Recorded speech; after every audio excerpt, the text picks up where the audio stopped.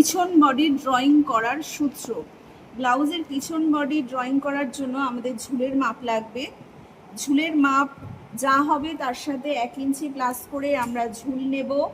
Put আমরা, এটা fixed মাপ, এটা সবসময় 6 থাকবে।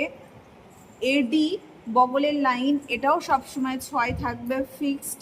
করার পর আমরা ছাতির লাইন ড্রয়িং করব। ছাতির 1/4 প্লাস 2 ইঞ্চি নেব।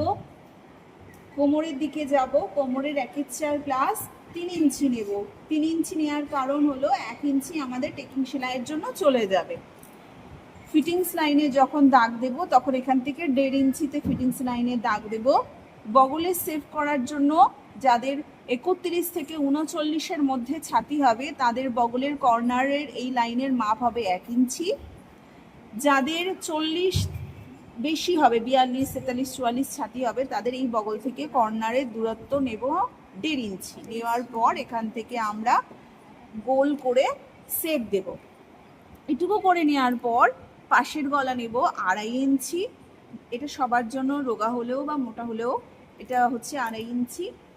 আর এখান থেকে কাস্টমারের পিঠের যে বেল্ট চওড়া সে যা করতে চায় তার থেকে আবার 1 ইঞ্চি বাড়িয়ে নিয়ে আমাদের ড্রয়িং করতে হবে। যদি কাস্টমার চায় যে আমার এই বেল্ট চওড়া 4 ইঞ্চি নিতে চাই, তাহলে তোমায় কাটিং করার সময় 5 ইঞ্চি নিতে হবে, নিয়ে এটাকে ড্রয়িং করতে হবে, কারণ এপাশে 1/2 ইঞ্চি এপাশে 1/2 ইঞ্চি সেলাই চলে যাবে। টেকিংয়ের জন্য আমরা দাগ দেব।